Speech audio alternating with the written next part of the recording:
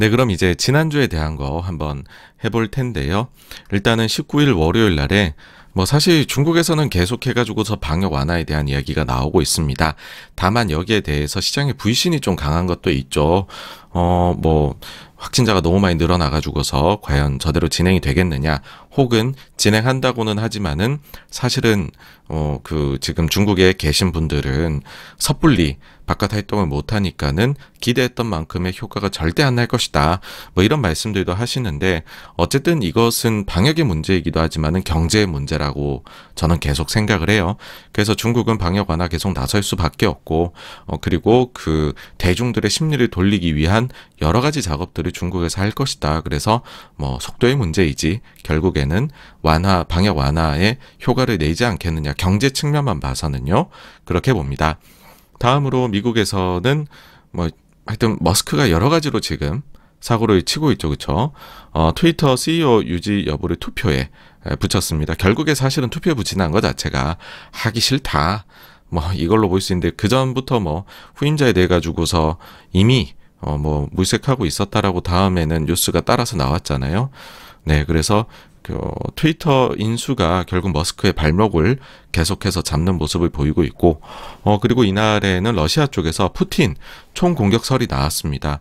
원래 전쟁 초기부터 지금까지, 전쟁 시작부터 지금까지는 푸틴이 막 되게 전면에 나서지는 않았었는데, 전황이 좀 안 좋아지고 하다 보니까는 최근에는 푸틴이 좀 전면에 나서는 모습들이 보이고 있습니다. 이게 지금 전쟁의 추가 확전으로 갈지 아니면 전쟁을 끝마치는 것이 될지, 어쨌든 조금 달라진 모습인 것 같아요. 조금 이제 그래서 러시아도 조금 더 지켜봐야 되겠다. 그러니까 좀 더 우리가 관심 있게 봐야 되겠다, 그런 생각이고요. 다음으로 그 이날 증시에 좀 안 좋은 영향을 미쳤던 거는 모건 스탠리의 마이크 윌슨, 굉장히 유명하잖아요. 이분께서 이제는 2008년을 언급을 했어요. 그러니까 안 좋다라는 거죠. 2008년과 같은 이 흐름이지 않겠느냐라는 것이었고, 그러다 보니 지금 S&P 500의 내년도 주당 순이익 예상치를 시장 일단 평균은 230이에요. 근데 약세를 주장하신 분들이 200 정도를 보통 얘기를 하시고, 근데 그 마이크 윌슨은 180달러까지도 내려갈 거다라고 얘기를 했습니다.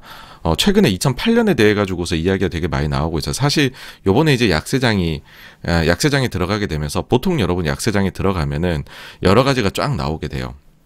2008년이다, 2001년 닷컴 버블이다, 1987년 이제 같은 그 폭락이다, 아니면은 최근 요번에 이번 증시는 인플레 때문에 고생을 하니까 70년대와 같다, 뭐 아니면은 원래 이제 옛날에는 그런 것도 많이 나왔었죠. 이제 완전 둠 시나리오로 가게 되면 이것은 우리가 대공황이다, 뭐 이렇게 하여튼 여러 가지 이제 약세장이 나오게 되면 과거 우리 약했던 것들을 이렇게 다시 끄집어내서 생각을 한번 해보게 될 수밖에 없어요. 사실 이제 뭐 주가라는 게 예상이 너무나 어렵잖아요. 그러다 보니까는 과거 거를 조금 참고해서 볼 수밖에 없으니까 그런 거다라는 건데, 지금 이제 뭐 그 금융위기 당시 2007년, 8년, 9년 그때하고 2022년도 주가 흐름이 너무 비슷하다라고도 이야기들을 하십니다. 사실 이제 이걸 뭐 다른 분들만 얘기했다라고 하기도 그렇고, 저만 해도 막 2배로 당겼을 때에는 그거랑 비슷하게 갑니다, 한 이 정도까지는 뭐 그렇게 주장하시는 분들도 있습니다라고 하면서 차트를 가지고 와서 보여드린 적이 있으니까, 참 2008년은 참고를 많이 하는 해다라는 생각이 들긴 해요. 근데 어쨌든 이렇게 봤을 때 와, 그림이 너무너무 비슷하다라는 이야기들을 하시는데, 사실 오늘 드리고자 하는 이야기는 우리가 과거 참고는 하지만 또 완전히 똑같게 가는 경우들은 잘 없더라라는 얘기를 드리고 싶어서입니다. 실제로 지난 3월달, 2020년 3월달에 코로나 때문에 증시가 급락을 했었을 때에는 최고 유행했던 그림이 이거예요. 대공황하고 비교를 하는 거죠. 왜냐하면 그 이제 가장 단기간에 가장 많이 떨어진 게 바로 코로나 때거든요. 그리고 그 다음으로 가장 단기에 제일 많이 떨어진 그거를 이제 순위를 매겨보면 대공황이 나오게 돼요. 그러다 보니까는 차트가 사실은 비슷할 수밖에 없는 건데, 이때 당시 이렇게 졌었다라는 거고, 그 뒤에는 이제 그 대공황 때는 계속해서 떨어집니다. 거의 뭐 마이너스 90% 가까이 하락을 하거든요. 그래서 이때 당시에 엄청나게 다들 우려를 했었죠.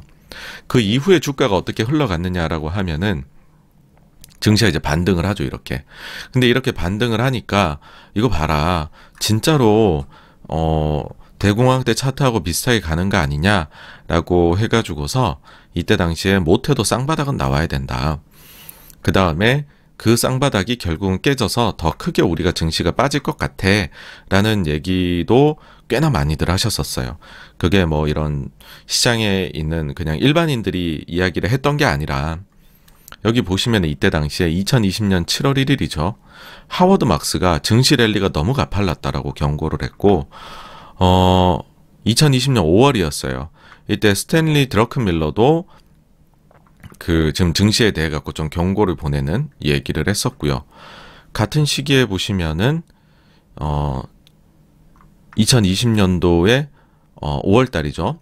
5월 달에 데이비 테퍼가 그 자기가 볼 때는 이거는 그 이제 닷컴 버블 이래로 가장 주식 시장이 고평가되어 있는 그런 시장이다. 그러니까 이제 주식 시장 안 좋다라는 이야기를 한 거죠. 근데 이제 현실은 정반대로 흘러갔어요. 이렇게 해서 추가로 떨어지지 않고 옆으로 가다가 재차 상승해서 전고점을 뚫고 엄청나게 올라가 버렸죠. 그렇죠? 그래서 29년 이야기는 더 이상 그 이후에는 나오지 않게 되었었습니다. 그래서 이런 얘기를 좀 드리고 싶어요. 어느 정도 과거는 반복이 되는데 또 그때는 그때만의 또 색깔이 있습니다. 그러니까 과거가 한 절반쯤 반복되면 또 지금의 이 스토리가 또 절반 정도 또 딴 게 뭐가 나온다. 그러니까 주식이 어려운 것 같아요. 그죠? 예상이 참 어렵습니다. 사실 지난주에는 데이비 테퍼가 또 한마디 한 게 있어요. 본인이 이제 증시에서 매도 쪽으로 기울어 있다라는 거예요. 증시 지금 비싼 것 같다.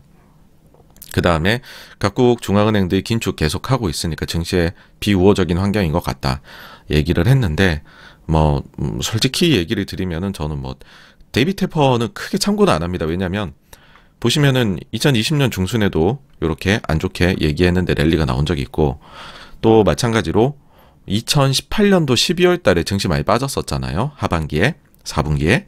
그때 당시에도 12월 달에 그 연준이 증시를 구원하는 건 끝났다. 증시는 안 좋을 거다. 현금을 비축하기를 추천한다라고 해서 사실 좀 반대로 많이 가는 이야기를 언론에서 한 얘기로만 봐서는 그렇게 하셨던 경험이 있기 때문에 그냥 뭐 참고만 하시면 되지 않을까 싶네요. 조금 더 한번 과거 차트 비교 요걸 한번 보여드릴까 해요.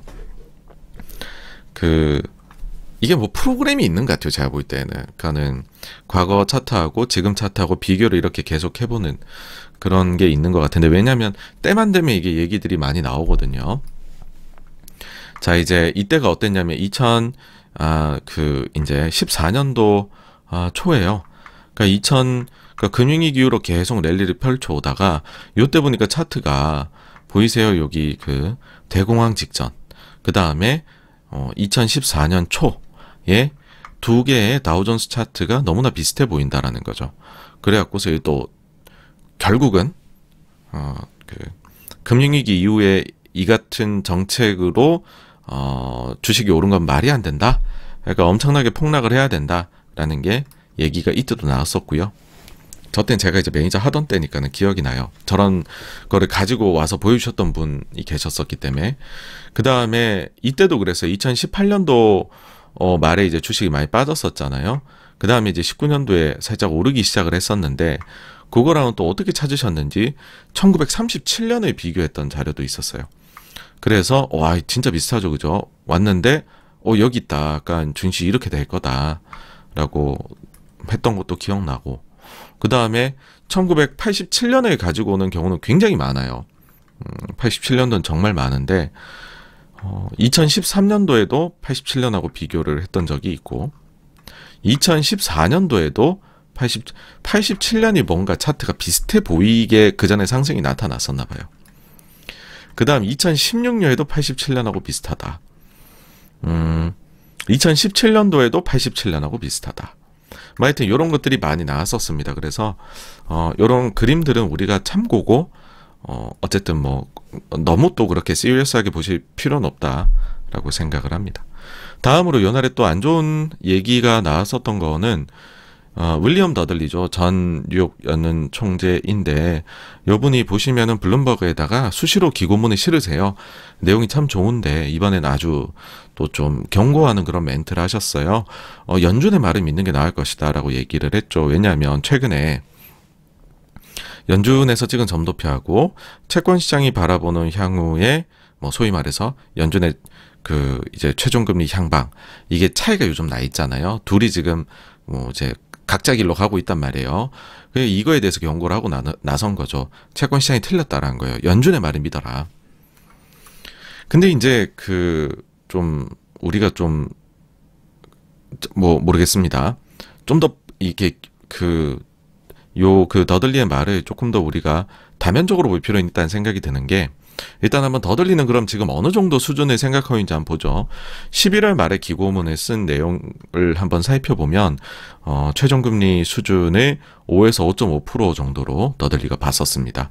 그러니까 사실 지금 연준의 거하고 거의 비슷하죠. 그렇죠? 근데 좀 이제 저는 그런 생각이 계속 드는 거죠. 시장에서 지금 4% 후반, 그러니까 사실 거의 5에 가까워요. 근데 그거 하고 지금 그러니까 5를 넘기냐 안 넘기냐에 대해서 우리가 왜 이렇게까지 약간 좀 그 논쟁을 많이 해야 되는지 잘 모르겠다. 차이가 크지 않은 것 같다라는 게 첫째고, 그 다음에는 너무 이제 시장을 틀렸다고 좀 꾸짖는 분들이 많은 것 같은데 시장이 너무 그렇게 또 뭐랄까요 그렇게 꾸짖음 당할 만큼 잘못하고 있는 것인가라는 생각이 들어요. 더들리 총재가 전 총재가 굉장히 잘하는 분이시고 또 이번에 하락장에서 되게 또 잘 맞추신 것도 있기는 해요. 가령 예를 들면은 이번 금리 인상 사이클에서 2021년도 11월 달에 더들리는 이미 내년도 하고 그 다음에 이제 최종금리 수준을 3에서 4%까지는 올려야 될 것이다 라고 경고를 했었던 바 있어요. 근데 그거를 생각을 해보시면은 이때 당시에 연준의 점도표 11월에 더들리 총재가 얘기할 때는 9월 점도표가 가장 최근 거였는데 그때 당시에 1회 금리 인상만을 점을 찍어두고 있었어요. 22년에 대해서 연준에서. 근데 더들리는 3에서 4%까지 올려야 된다니까 되게 강하게 얘기를 한 거죠. 근데 현실은 지금 이보다 더 올리고 있는 거잖아요. 그러니까는 뭐 굉장히 우리가 속도를 내서 금리 인상을 해오고 있다라는 걸 아실 수가 있을 텐데, 근데 이때에도 더들리 총재가 시장에 경고를 보냈었습니다. 당시에는 반대였죠. 금리 인상 가능성을 너무 저평가하고 있다라고 얘기를 했었어요. 그러니까 당시 시장이 반대가 아니죠. 또 이때도 이제 시장이 가능성을 저평가하고 있다라고 얘기를 한 건데 시장이 당시에 향후 금리를 한 1.75 정도로 보고 있었습니다. 근데 더들리 총재는 3에서 4% 정도인데 시장이 이거 좀 더 반영을 많이 해야 된다. 너네 너무 낮게 보고 있어 경고를 했죠. 근데 이제 이때 당시에도 저는 어떤 생각이 들었냐면 시장은 사실 충분히 반영을 하고 있었다라는 거죠. 연준이 1회, 그 다음에는 이제 3회로 올립니다. 12월 달 점도표 나왔을 때에는. 근데 그것보다 훨씬 높게 시장이 반응을 하고 있는데, 사실은 시장은 더들리 총재가 생각하는 것만큼도 올리고 싶은 사람도 분명히 있었겠죠. 근데 연준에서 워낙에나 일시적이고 그때 당시에 금리를 많이 안 올릴 것처럼 이야기를 하니까 시장 딴에는 매파성을 보인다고 보인 게 이 정도라는 거예요. 그러니까 이거를 과연 시장을 탓할 수가 있느냐. 그러니까 어떤 얘기를 드리고 싶냐 하면은 이제 더들리 총재가 이야기하는 부분은 분명히 이해가 되지만 그렇지만은 시장이 그렇게까지 연준의 말을 안 따른 것도 아니고 차이 크지도 않고 그 다음에 연준의 예상이 좀 어긋난 경우들이 요즘에 많았다 보니까는 지금 예상하는 거에 있어 가지고서 너무 시장을 꾸짖지 않았으면 좋겠다라는 생각이 듭니다. 예. 사실 시장은 그렇다고 또 완전히 또 안 바꾼 게 아니라 이번 주에 보면은 약간 연준 쪽으로 확률을 살짝 기울여 가면서 올렸어요. 살짝 올라갔어요. 숫자들이 바뀐 건 아닌데 살짝은 올려나갔습니다. 다음으로 화요일에 보시게 되면은 일본에서 YCC 범위를 확대하는 조치가 나왔어요. 그러니까 일본은 절대로 완화책을 구로다 총재가 있을 때에는 완화책을 바꾸지 않을 것이다. 그렇게 늘 사람들이 생각을 했었는데 이날 좀 서프라이즈한 결정을 했었죠. 그러니까 예상을 못했죠. 진짜로 다들 하더라도 총재가 물러나는 시기 혹은 다음 총재가 와서 하지 않을까 이렇게 이제 막 그 사람들이 봤었는데 좀 빨리 얘기가 나왔습니다. 그러다 보니까는 원래는 YCC를 이제 제로에서 플러스 마이너스 0.25를 해놨었는데 요거를 이제 범위를 넓혀서 플러스 마이너스 0.5로 했어요. 근데 뭐 마이너스 0.5는 지금 생각하기 어렵잖아요. 어차피 지금도 플러스 마이너스가는 0.25를 해두었을 때에도 계속 시장이 보시면은 0.25를 트라이 하고 있었어요. 그러니까는 0.5로 확대되면 위로 이제 올라가는 거죠. 그러니까 우리가 이거를 보고서 사실상의 금리 인상이다. 이렇게 이제 얘기를 할 수밖에 없는 건데, 여기에 대해 가지고서 한번 저희 라이브 방송에서 말씀을 드린 바가 있기는 합니다.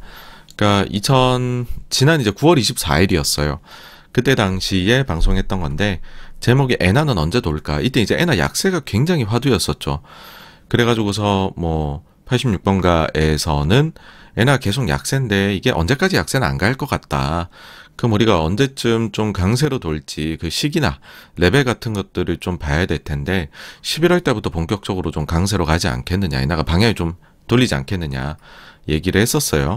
그때 당시에 이제 그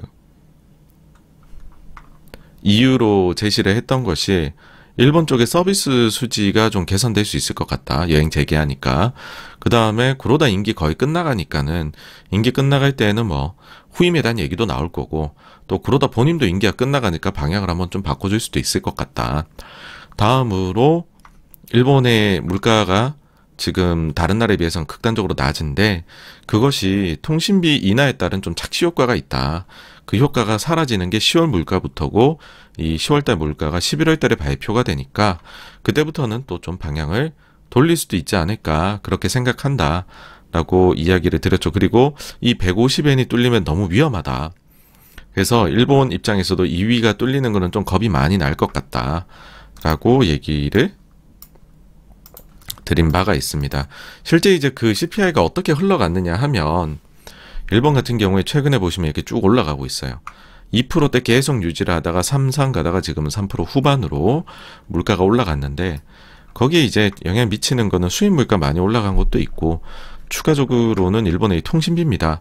스가 내각 때에 스가가 일본 통신사를 굉장히 많이 때렸었어요. 그러니까 소위 말해서 스가가 흑수저 출신의 총리다라는 이야기가 이제 많이들 돌아다녔었죠, 그렇죠? 그러면서 스가가 일반 대중들의 그 민생 안정, 민생 경제 안정에 굉장히 초점을 맞출 것이다였고, 특히나 그 중에서도 통신비에 대해 가지고서 상당히 공을 들였죠. 그리고 그런 거의 일환으로 또 NTT 도코모를 뭐 그 40몇 조인가 50조인가 주고서 상장 폐지까지 시킬 정도로 통신사에 대해 갖고 압박을 되게 강하게 줬었어요. 이게 통신비가 전체 CPI에서 차지하는 비중이 한 4% 중반인데 보시면 거의 30% 중반까지 마이너스가 갔었다가 이게 이제 10월 때부터는 이 기저효과 다 없어지고 플러스로 올라왔거든요. 그러니까 이제 물가 올라가는 거죠, 당연히. 그러니까 착시 효과 분명히 있었다라는 거예요. 뭐 그래서 어쨌든 11월부터 또 강세로 좀 가게 됐고, 저는 여기에 대해서 추가로 한 가지 더 말씀을 드리자면 그 중앙은행장들이 본인 임기 막바지에 이런 행동들이 종종 보이더라라는 것도 한번 얘기 드리고 싶어요. 그러니까 이거를 우리가 이제 나쁘게 말하면 평판 세탁이고 좋게 말하면 후임자를 위해서 배려를 해주는 거다라고도 얘기를 해요. 제일 가까운 대표적인 예는 이제 벤 버냉키 의장이었습니다. 버냉키 의장이 13년 그러니까 14년 초까지 했었고 그 다음에 그 이후에 제네드 앨런한테 자리를 이제 물려주게 되는데, 우리가 버냉키라 그러면은 돈 많이 푼 사람, 헬리콥터 벤 이렇게 여기잖아요. 근데 그 이야기가 본인이 나중에 또 나가가지고서 생활할 때에는 얼마 좀 싫겠어요, 여러분. 나는 균형 있고 아주 그 냉철한 사람이고 싶은데 한쪽 방향으로만 했고 나중에 혹시나 그런 것 때문에 부작용이 나타났다고 해버리면은 다 내가 덤터기를 써야 되잖아요. 그래서였던 건지 버냉키 의장이 그때 당시에 본인이 주최하는 마지막에 가가지고, 그러니까 13년 12월이었어요. 그때 테이퍼링, 이제 돈 푸는 줄기를 줄여 나가겠습니다. 그러니까 긴축 선회를 처음으로 선언을 한 거죠. 임기 막바지에 하시더라고요. 그걸 보고도 그때 당시에 이게 평판 세타가 아니냐? 아니다. 또 후임자가 올 때 큰 결정 내리기 힘들 수 있는데 미리 전임자가 해주고 가는 거다. 그때 당시에 느꼈어요. 아, 이게 중앙은행장들이 퇴임하는 시기는 잘 눈여겨봐야겠다. 혹시나 정책 변화가 나타날 수 있겠구나 였고, 그러다도 그런 거에 요번에 일환이 아니었을까라는 생각을 해봅니다. 이제 이게 자산시장에 어떤 영향을 미칠지가 중요할 텐데 우려가 일단 많은 것 같아요. 첫 번째는 엔캐리 트레이드. 이게 뭐냐면은 일본이 금리가 낮으니까 거기서 돈을 빌려요. 그럼 조달 금리가 되게 싸잖아요. 그러고 나가서는 그걸 가지고서 막 다른 나라로 이제 해외 투자를 막 한다는 거죠. 그 다음에 두 번째가 일본이 이제 금리를 낮게 유지를 해왔는데 완화책 계속 써왔는데 일본마저도 사실상 금리를 이렇게 올려버리게 되면은 글로벌에서 제일 낮은 금리를 구성하고 있는 애가 올리니까 전부 다 같이 올라가는 거 아니냐. 재차 이 금리가 한 차례 더 상승할 위험이 있는 것 같다. 그게 두 번째 우려고요. 세 번째는 엔화가 이제 강세로 돌게 되면 그러면은 달러가 약세로 도니까 그러면은 유가나 이런 것들이 강세로 갈 수도 있는 거 아니냐. 그럼 또 인플레 우리 안 좋은 거 아니냐. 이런 세 가지인 것 같습니다. 첫 번째 엔캐리에 대해서부터 말씀을 드리자면 사실 최근 엔캐리 트레이드가 흥할 수 있는 환경이 아니었어요. 최근 한 2년 정도 보시면은. 이게 무슨 얘기냐면은 일본에서 돈을 빌려요. 그러고 나가지고서 해외 투자를 해요. 그러면은 뭐 물론 강 크게 하시는 분들은 전혀 환해지를 안 하고 할 겁니다. 근데 보통의 경우에는 특히 기관 투자자들은 환해지를 하고서 이제 해외 투자를 하게 되죠. 근데 지금 환해지 비용이 굉장히 높습니다, 여러분. 그래가지고서 일본에서 좀 싸게 빌렸다라고 해봤자 환해지를 하게 되었을 때 내가 지불하는 비용이 너무나도 높기 때문에 엔캐리 트레이드가 자극될 만한 그런 환경은 제가 볼 때는 아니었던 것 같고, 이랬으면은 여러 군데에서 좀 표시가 났을 거예요. 소위 말해서 엔캐리 자금들이 좋아하는 시장들이 몇 군데가 있는데, 근데 그런 쪽에 일본 자금들이 그렇게 흘러 들어갔다라는 흔적이 없다라는 거고, 그러다 보니까는 이게 되돌려지는 게 얼마나 될까라고 했을 때 저는 좀 제한적이다. 그렇게 보고요. 오히려는 그 반대의 자금적 성격들이 많이 있었던 게 아닌가라고 생각을 해요. 그게 무슨 말이냐면은 시장이 최근까지도 우려를 불과 한 2, 3주 전만 해도 했던 건 뭐냐면 일본은 계속 돈을 풀고 미국은 금리를 올려나가네? 그럼 미일 금리 차가 많이 벌어지니까 엔화가 계속 약세로 가겠다. 그러면은 엔화가 약세로 가니 너무 약세가 되는 건 일본 중앙은행이 싫어하고, 그래서 일본 중앙은행이 본인들이 보유하고 있는 외환보유고 중에서 미국 국채를 팔아서 외환시장에 개입을 하게 되니 근데 미국 국채를 팔게 되면 그러면은 미국 국채 금리가 시중금리가 올라가게 되네. 그럼 또다시 미국하고 일본하고 금리 차이가 더 벌어지게 되니까는 그러면 또 일본은 엔화 약세 자극이 되고 또 국채를 팔아야 되는 아주 이 안 좋은 이런 이제 순환고리에 빠진 것이 아니냐라는 게 제일 큰 이제 시장 위험 중에 하나였어요. 그러니까 이거는 정말로 이게 반복이 돼서 일본이 만약에 외환보유고가 소위 말해 다 털려버리게 되면 그러면은 구조적 위험도 나타날 수 있는 것이다라고 보았던 거죠. 근데 지금 요번에 결정으로 인해 갖고서 그 위험은 완전히 저는 이제 사라졌다라고 생각을 합니다. 그래서 한 가지 좀 소위 말해 테일 리스크가 될 만한 거는 완전히 사라져서 저는 좋았던 결정이다. 이렇게 보고요. 그리고 일본이 글로벌 금리를 이제 싹 끌어올릴 수 있는 위험에 대해서는 솔직히 얘기해서 일본이 올린다고 하는데 얼마나 올릴 수 있겠느냐. 다른 나라들은 자이언트 빅 스텝의 강도가 높아요. 75bp, 50bp 이렇게 하는데 일본은 이렇게 올려봤자 25. 근데 그나마도 지금 10년물 금리가 그만큼도 못 올라가고 있습니다. 그러니까 일본 현실 자체가 다른 나라에 비해서는 여전히 또 디플레적인 압력이 기본적으로는 있는 국가이다. 그래서 일본이 올려봤자 이거를 다 유의미하게 올릴 정도의 그런 금리 레벨을 가지기는 어려울 것 같다라는 거고요. 마지막으로는 달러 엔화가 약세가 되면서 원자재가 상승할 위험은 분명히 있고 이번 주에 조금 일부 있었다라고 생각은 해요. 다만 이제 최근에 원자재 움직임을 보게 되면 달러가 강하냐 약하냐 보다도 그 침체에 대한 부분이 더 큰 것 같아요. 그래서 이거는 이제 N에 대해 가지고서 우리가 생각할 요인으로는 조금 그게 큰 건 아닌 것 같다. 그렇게 봅니다.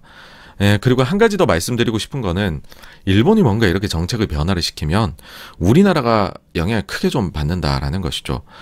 우리나라하고요, 일본하고 글로벌에서 수출 경합도를 나타낸 것인데 한국이 일본하고 전기전자, 그 다음에 자동차, 그리고 기계류, 그리고 뭐 이제 조선이나 철강, 화학 이런 류들에 있어 가지고서 일본과 우리나라 간의 글로벌 시장에서의 경합도 굉장히 높습니다. 그러니까 아주 경쟁을 빡빡하게 하고 있는 것이죠. 최근에 보시면은 원화가 많이 약세가 되었었음에도 불구하고 우리 수출 데이터가 좀 부진했어요. 중국 때문도 있지만은 엔화도 같이 많이 약해지면서 우리가 글로벌 시장에서 일본하고 경쟁하는 데 있어서 별로 환율 약세를 누릴 수가 없었던 거죠. 오히려 지금 이번에는 일본이 더 약세가 돼서 우리는 환에 있어서는 오히려 일정 부분 피해를 입었다라고도 말씀을 드릴 수가 있을 것 같아요. 그래서 이게 좀 엄연한 뭐 냉정하게 봤을 때는 글로벌에서의 현실이다 보니까는 엔화가 강세로 가준다, 원화보다 더 강세로 가준다라고 하면 우리 수출 업체 입장에서는 도움이 될 것이다 라고 보고요. 사실은 경기가 안 좋을 때는 원하는 약세, 엔화는 강세로 가줘서 우리 경제가 더 빨리 회복할 수 있는 도움이 되었었는데 이번엔 그 반대로 가서 많이 아쉬웠다면 지금부터라도 엔화가 원화보다는 좀 더 강세로 가는 환경으로 가지 않을까라 생각을 합니다. 실제로 좀 이게 좀 그 관계가 있다라고 볼 수 있는 측면은 뭐가 있냐 하면 코스피하고 원엔 환율 변동인데요. 보시게 되면 꽤나 이제 관계가 좀 있습니다. 네.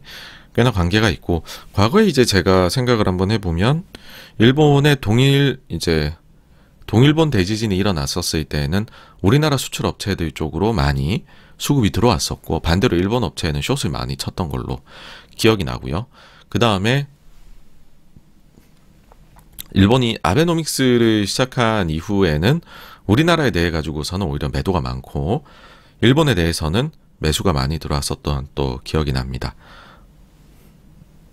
그래서 좀 하여튼 우리는 현실적으로는 일본하고 경쟁 많이 한다. 네. 마지막으로는 엔화는 선진국 치고는 환율 변동이 좀 커요.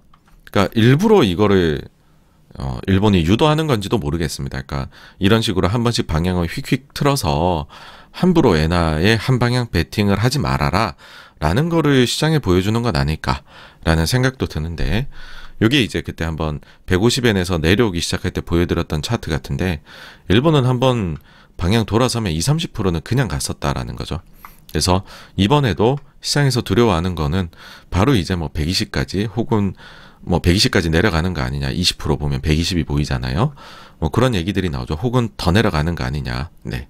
그래서 생각보다 엔화는 방향을 한번 돌리면 그 진폭이 좀 크더라 라는 것까지도 말씀을 드릴 수 있을 것 같네요. 다음으로 이날 장 끝나고서 나이키하고 페덱스가 실적이 나왔어요. 이제 둘 다 실적이 상회하는 실적이 나왔는데 특히나 나이키가 실적이 좋았죠. 매출하고 이익 모두 다 상회를 했고 특히나 이익은 제법 크게 예상치를 상회를 했습니다. 우려했던 중국의 경우에는 달러 기준으로 보면 마이너스 3%. 근데 현지 통화 기준으로 보면 플러스 6%인가 7%인가 뭐 그래요. 그래서 달러 강세 때문에 그랬지 실제로는 굉장히 선방했다. 중국 시장 우려 대비해서는 거고, 제일 많이들 관심을 가지는 거는 그래서 지금 과잉 재고 문제를 나이키도 겪고 있는데 과연 그 과잉 재고 문제를 해결하고 있느냐. 사실 처음에 실적이 딱 나오자마자 관심 있게 보신 분들은 모르시겠지만은 시간외에서 나이키 주가가 마이너스 3-4%로 갑자기 더 빠졌었어요. 그랬다가 플러스 10몇 %로 확 올라갔는데 제가 볼 때는 요거 보고서 마이너스로 더 뺐었던 거라고 생각을 해요. 뭐냐 하면 재고가 전년 동기 대비해 가지고서 얼마나 늘어났느냐 요거를 보시게 되면 나이키 재고가 계속 늘어나요. 0, 7%, 15%, 23%. 지난 분기는 44%까지도 늘어났죠. 근데 이번에 발표한 걸 보니까는 43%인 거예요. 그런 생각이 들 수 있죠. 와, 재고 여전히 높네. 아이고, 이거 나이키 도망가야겠다. 그렇게도 할 수 있는데, 근데 우리가 요 재무제표에서 어떤 항목을 볼 때 우리가 이제 CCC나 뭐 여러 가지들 얘기 제가 드리는 게 여러 개를 이제 우리가 종합적으로 다면적으로 봐야 된다는 얘기를 드리고 싶어서 그런 건데요. 이거는 사실은 재고가 상당히 안정적인 재고다라고 오히려 얘기를 할 수가 있어요. 왜 그러냐 하면은 요 전에는 보시면은 이 사이에는 매출이 거의 증가를 못 합니다. 그러니까 매출은 거의 정체가 돼 있는데 재고가 늘어나잖아요. 그러니까는 이거는 악성 재고라는 생각이 바로 들 수밖에 없죠. 근데 지금은 생각보다 달러 강세에도 불구하고 매출이 많이 늘어났어요. 17%. 그러다 보니까는 재고 증가율에 대해 가지고서 이거는 재고를 지금 해소하고 있구나라고 생각할 수가 있게 되는 것이죠. 그리고 그 뒤에 컨퍼런스 콜을 하면서 시간 외에서 상승폭이 점점 커져갑니다. 왜냐면은 계속 해가지고서 재고 질문이 정말 많이 나오거든요. 근데 재고 수준이 이제 만족스럽다라고 이야기를 많이 해요. 그리고 건강한 수준이다라는 얘기도 많이 하고 뭐 그런데 이제 여기서 나온 것 중에 재미난 표현 중에 하나가 요겁니다. 자, 더 중요한 것은 봄 제품이 계속해서 더 빨리 도착하고 운송 시간이 더 빨라지고 있음에도 불구하고 총 재고 유닛 수량은 1분기 대비 낮은 두 자릿수 감소했다라는 것입니다. 라는 것이었어요. 그러니까 이것이 무슨 얘기냐면 이때에는 공급망 문제가 되게 심했었잖아요. 그러니까는 자기네가 주문을 넣은 게 아직 재고가 오지도 않았어요. 그런데도 재고가 많이 증가를 했어요.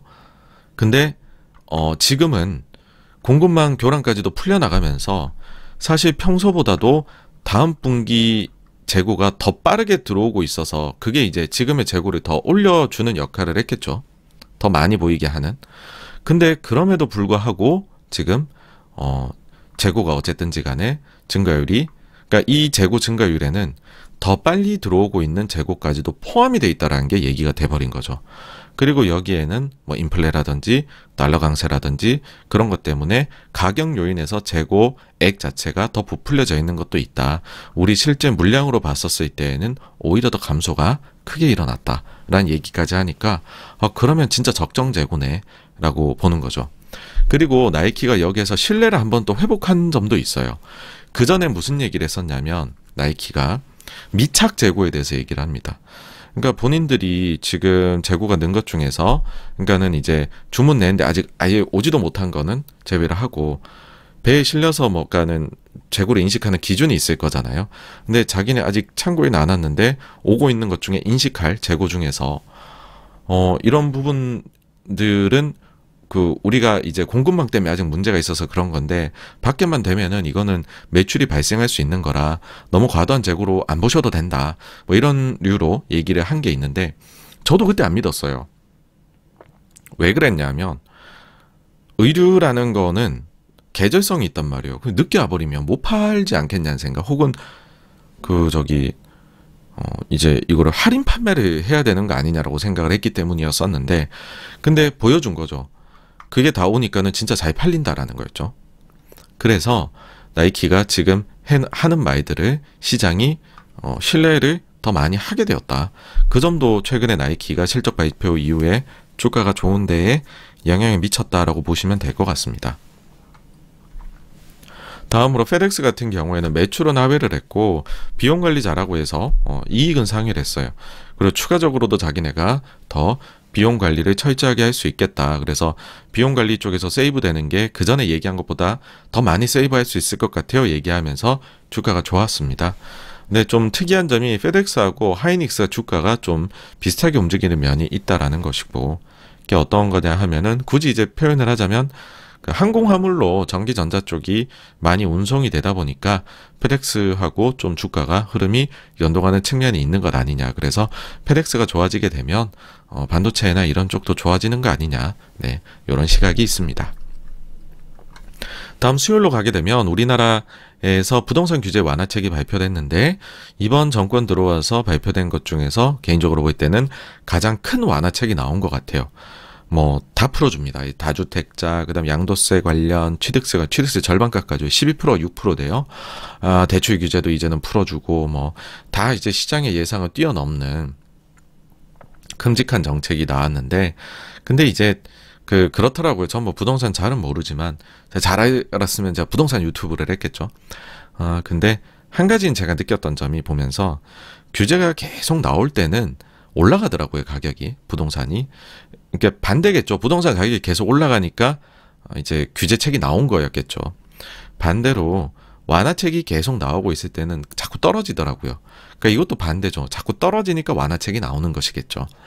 그래서 완화책이 뭐 나온다라고 해서 바로 뭐 바닥을 잡고 뭐 부동산 가격이 돌아서고 그럴 거는 절대 아니다라고 생각을 해요.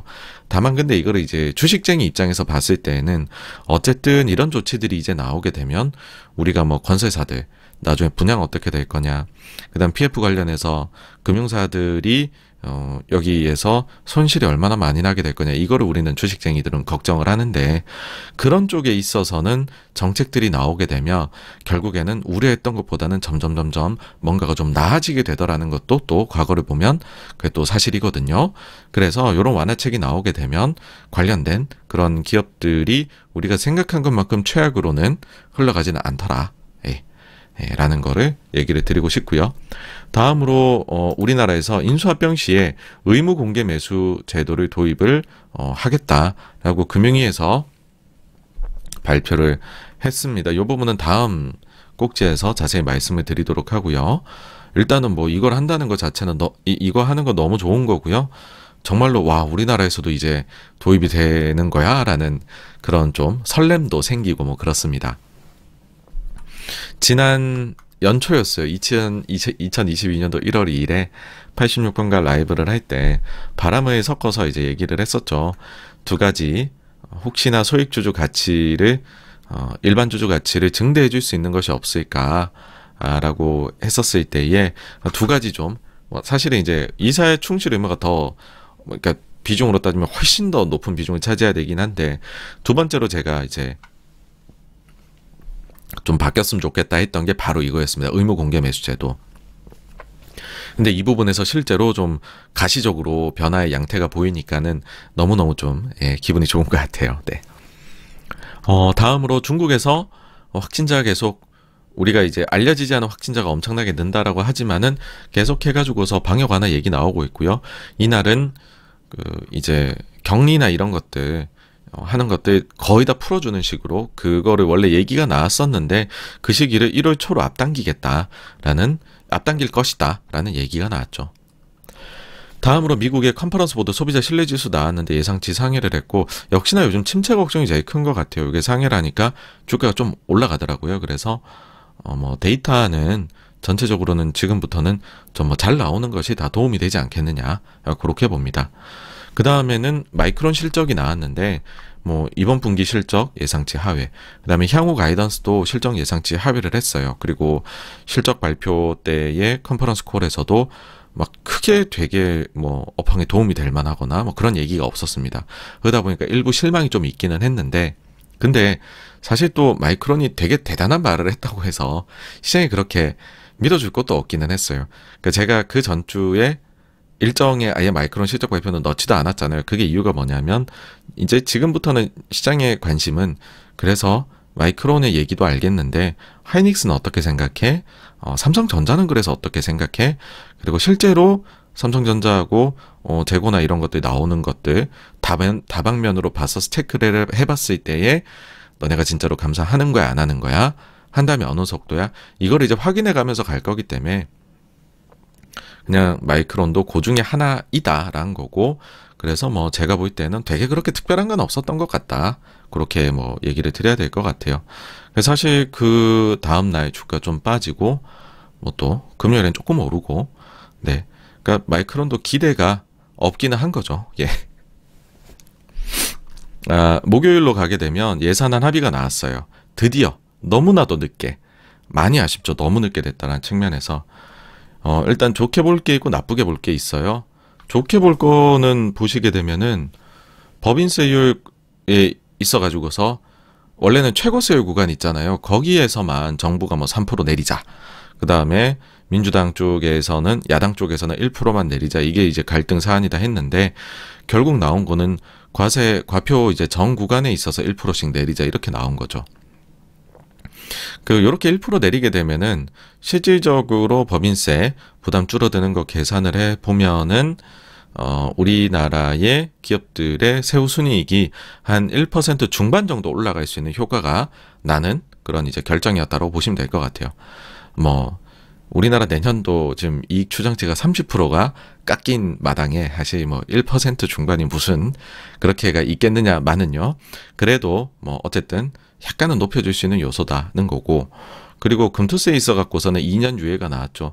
뭐 그 사이에 좀 부작용이 나타날 수 있는 부분들을 많이 보완을 해가지고서 좀 그 시장의 부담은 최소화되면서 또 적절히 이익이 난 부분에 대해서는 세금을 부과하는 쪽으로 좀 잘 이게 얘기가 됐으면 좋겠습니다. 2년 동안 우리가 시간을 또 확보한 거니까요. 다음으로 안 좋게 된 거는 이제 양도세 관련해서 대주주 기준이 현행 유지가 된 거죠. 그러니까 사실 이제 현행 유지가 됐으니까 뭐 별로 다를 건 없지 않아요 하실 수 있겠지만은, 워낙에나 이제 정부와는 100억의 가족 비합산으로 기대가 컸던 것 같아요.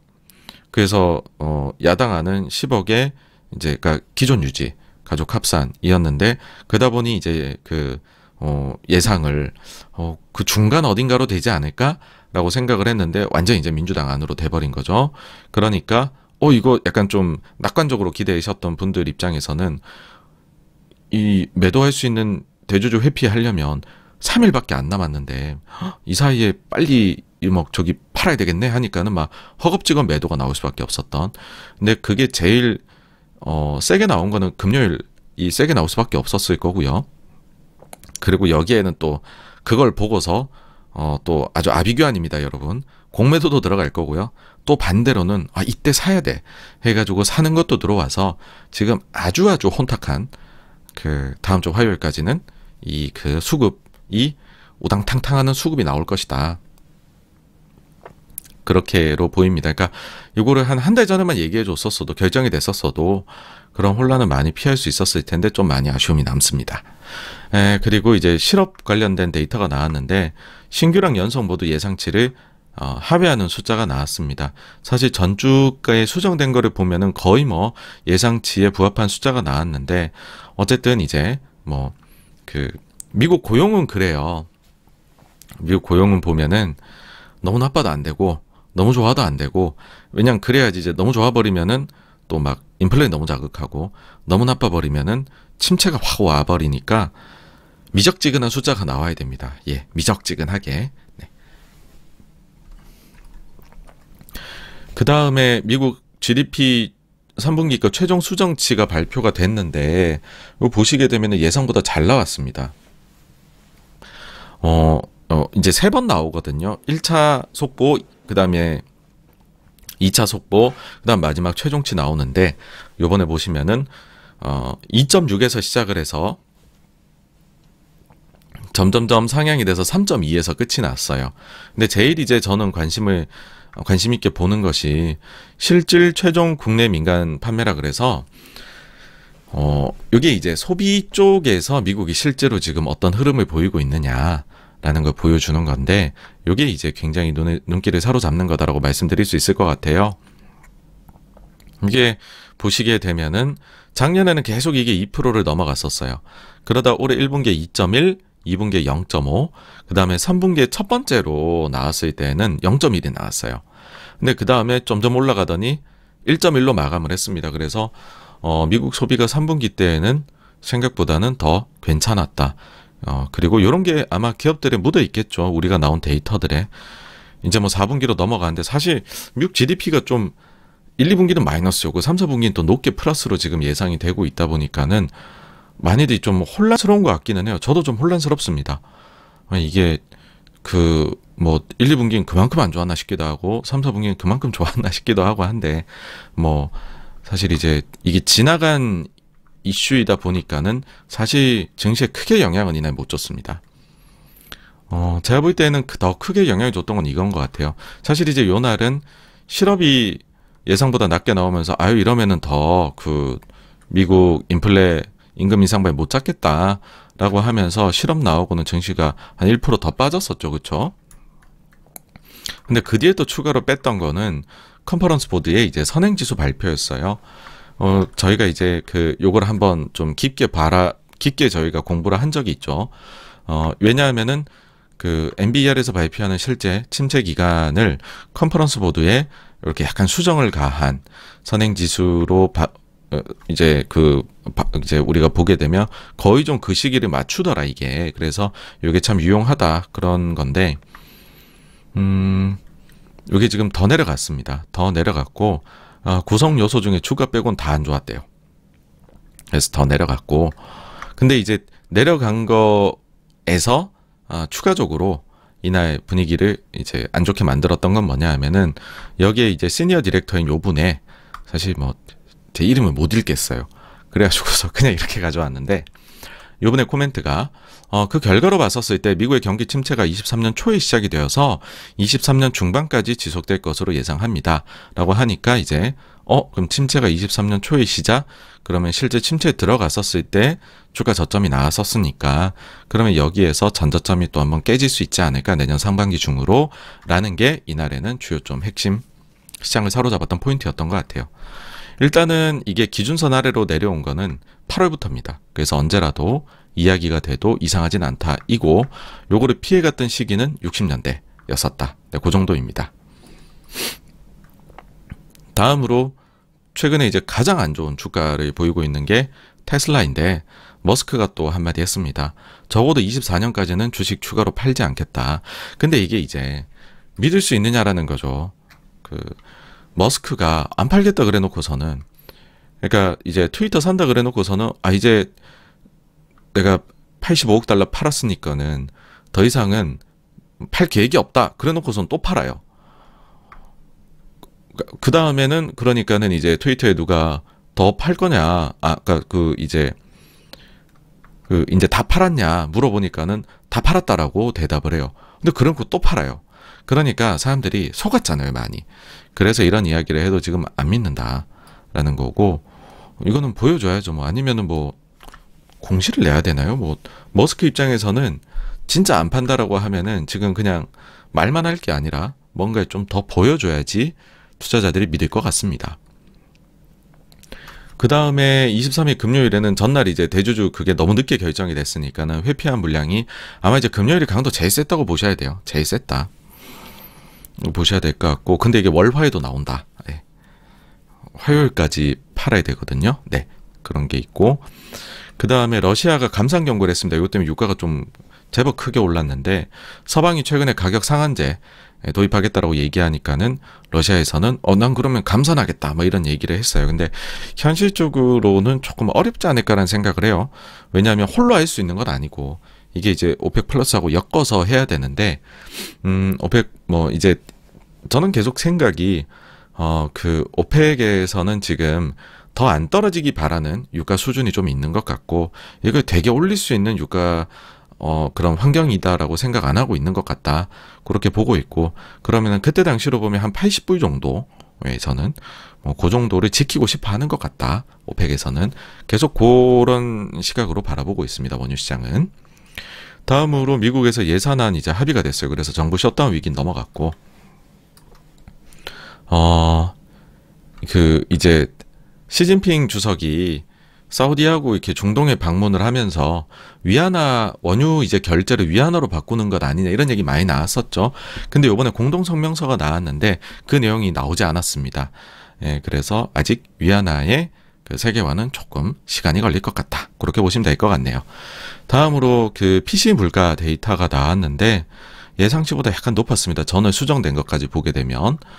근데 어쨌든 큰 건 아니고요. 약간이었고, 계속 이제 물가는 그냥 예상한 대로도 뚝뚝 떨어져 내려가고 있습니다. 이제 이걸 가지고서 보게 되면 연준에 우리가 예상치하고 한번 나눠 가지고서 그러니까 비교해 가지고 볼 수 있는 건데, 그러니까 이제 자꾸만 시장이 요즘 욕을 먹는 거잖아요. 국채 플레이어들이 너네 왜 이렇게 연준 말을 안 듣냐 막 이런 건데, 근데 그들의 항변을 계속 이제 제가 말씀드리고 지금 그런 지 한 2주는 된 것 같네요. 그죠? 저는 주식쟁인데 어쩌다 보니 지금 채권 시장을 항변하고 있네요. 근데 이제 연준이 말한 숫자들이 조금 고개를 갸웃하게 한다라는 거예요. 그게 무슨 말이냐 하면은 이번에도 12월 달에 FOMC를 불과 이제 얼마 전에 한 거잖아요. 그러면서 이제 시장은 뭐 내년하고 뭐 그 다음 해 요런 이제 그 경제 전망이나 점도표에 관심을 물론 가지지만 2022년 말에 어떻게 될지에 대해서도 본다라는 거예요. 근데 2022년 말 12월 달에 대해 가지고서 PCA 물가가 그 전보다도 더 높게, 그러니까 인플레가 생각보다 안 잡힐 거야. 그 다음에 근원 PC 물가는 많이 더 올렸죠. 4.8이다. 훅 올렸죠. 그러니까 사실은 이게 굉장히 많이 물가 전망치를 올린 게 그 전에 비해서 22년 것도 올렸는데 23년도 더 올리면은 올라간 거에서 더 올라가고 더 올라가는 게 되잖아요. 그러니까는 엄청나게 이게 사실은 물가 전망 올린 거예요. 이때 당시에. 그러니까 여기에 대해서 근본적으로 시장에서 저 정도까지 물가가 안 떨어진다고? 라는 생각을 하는 거죠. 그래서 이제 바라보게 되면 비교를 해보면 헤드라인이 5.6, 코어가 4.8 일 것이다. 12월 달에. 근데 11월 나온 걸 보니까는 이미 이제 11월 달에 헤드라인이 5.5로 예상보다 낮아졌고 코어 같은 경우도 4.7로 예상치인 4.8보다 낮아졌어요. 그럼 이제 무슨 일이 벌어져야지 연준의 예상이 맞아가냐 하면요. 12월 달 나오는 숫자가 헤드라인은 PCE가 0.6, 근원은 PCE가 0.7 이상이 나와줘야 연준 예상치에 이제 부합을 하게 됩니다, 여러분. 근데 지금 그러기에는 그 정도의 지금 뜨거움은 안 보인다라는 거죠. 그러니까 재차 지금 물가가 상승을 해줘야 돼요, 12월 달에. 그래야 연준 예상이 맞으니 사실 연준 예상은 거의 틀릴 것이다라고 볼 수 있습니다. 그러니까 이제 혼란이 좀 오는 거죠. 불과 이거 며칠 뒤면은 숫자들 나오고 사람들 알 텐데 너무 왜 높게 이렇게 올렸지? 연준이 전망을 제대로 하고 있는 걸까? 뭐 이제 그런 좀 생각이 드는 것이죠. 그래서 연준이 예상한 이거 약간 신뢰를 못 하겠어. 이런 게 계속 시장에 남아 있게 될 수밖에 없는 겁니다. 그러니까 뭐 모르겠어요. 이렇게 나올지 아니면 시장의 예상이 맞을지 또 뭐 지켜보기는 해야 될 텐데 사실 22년도 거를 굳이 왜 변화를 시켰을까? 위로 올렸을까? 라는 의문은 여전히 남습니다. 이제 PCE 나오게 되면은 그 제임스 블라드가 최근에 말했던 거 있잖아요. 지난 11월 17일 날에 한 달 전에 이제 블라드가 좀 수정을 가한 테일러 준칙을 보게 되면 그러면은 우리가 기준금리를 5에서 7%까지는 올려야 될 것 같다. 뭐 그런 이때 당시에 얘기가 나고 이게 조금 센세이셔널 했었잖아요. 그러면 요 공식이 있습니다, 여러분. 공식이 있고 PC 물가 나오게 되면은 그 공식에 넣을 수 있는 숫자가 다 발표가 돼서 여러분들도 쉽게 해보실 수가 있어요. 그래서 요날 나온 걸 가지고서 이제 다시 한번 계산을 해보면 두 개였죠. 관대한 방식이 있고 덜 관대한 방식이 있습니다. 관대한 방식으로 보게 되면은 이제는 5에서 7이 아니라 원래는 이제 4.9 몇에서 7.15 뭐 이랬어요. 근데 관대한 방식이 이제는 4.79로 떨어졌고 덜 관대한 방식은 6.5로 떨어졌습니다.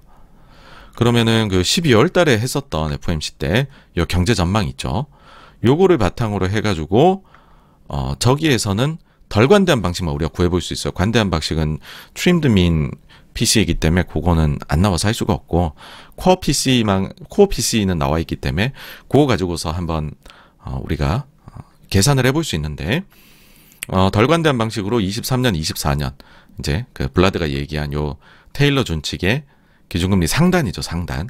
요거를 계산을 해보면 23년도는 4.75, 그다음 24년은 3.25로 돼서 그들이 말한 기준금리 점도표보다는 좀 낮아요. 네.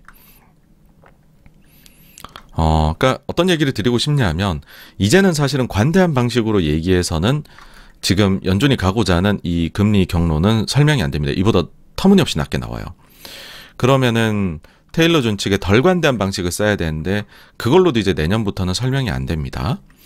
그러면은 존 윌리엄스가 최근에 얘기한 방식이 있죠. 근원 PC보다 한 1.5에서 1.6%포인트가 높아야 된다라고 얘기를 해요. 이제 이 방식이 지금은 기존 금리를 제일 높게 만들어줘요. 그래서 뭐 연준 인사들이 요거를 계속 유지를 하고자 하면 존 윌리엄스 방식을 앞으로는 되게 많이 얘기하지 않을까라는 생각이 드네요. 다음으로 미국에서 미시간 기대 인플레이션 나왔는데 예상보다 낮게 나오고 뭐 이전보다 당연히 낮게 나왔습니다. 그래서 인플레는 좀 기대 인플레도 꺾여 내려가고 있다. 뭐 그렇게 봐주시면은 될 것 같습니다. 그 다음에 이제 미국 금리는 장기 금리는 좀 올랐어요. BOJ 서프라이즈 요 덕분에 좀 오른 것도 있고 또 최근에 사실 굉장히 가파르게 떨어졌었기 때문에 일부 뭐 차익 실현도 있겠죠 분명히. 그러면서 그 과정에서 장단기 금리 차이가 좀 축소가 좀 일어났습니다. 뭐 2년 10년은 10bp 이상, 그 다음에 3개월하고 10년은 20bp 이상 해서 좀 줄어든 게 있고요. 미국의 장기 기대 인플레이션은 2.1 초반 수준에 지금 있습니다. 그러니까 한때 이제 이 아래로도 떨어졌었는데 어쨌든 2.1 초반 정도면은 굉장히 준수한 수준이다. 이 정도면 아마 연준이 만족할 만한 수준일 거다라고 생각하고요. 유가는 최근에 이제 러시아 감산 가능성 뭐 이런 게 제기가 되면서 뭐 다른 요인들도 복합적으로 있었겠죠. 근데 요게 일단 제일 컸다라고 보고요.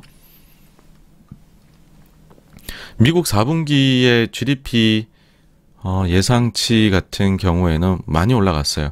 많이 올라간 게 뭐 일단 소비가 기본적으로 바탕이 되지만은 재고 쪽에 대해 가지고서 제 숫자가 나온 건데 사실 요거는 변동성이 상당히 큽니다. 그래서 요 부분을 제일 중요하게 보시라고 말씀드리고 싶고요.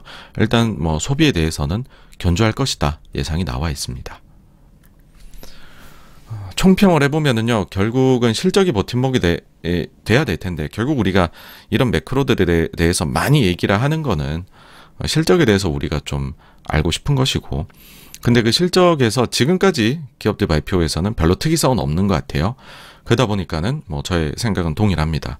계속해서 좀 동일하게, 뭐 사실 최근에 이제 약세장이 이어지고는 있지만은 긍정적으로 저 뭐 똑같이 생각을 하고 있습니다.